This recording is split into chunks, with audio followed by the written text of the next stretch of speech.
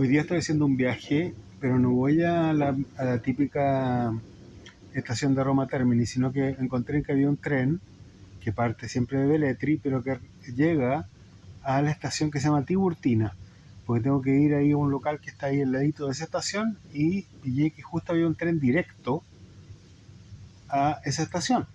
Así que me lo estoy tomando, voy, te voy a hacer un trámite que dura 15 minutos y me vuelvo en un tren que también parte del mismo y vuelvo a Velletri directo en, en la estación Tiburtina.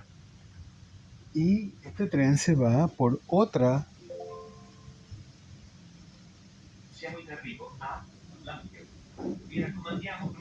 por otra línea. Yo nunca había andado por esta. Es diferente. Pensé que era la misma que después se desviaba, pero no. Se va por otro lado.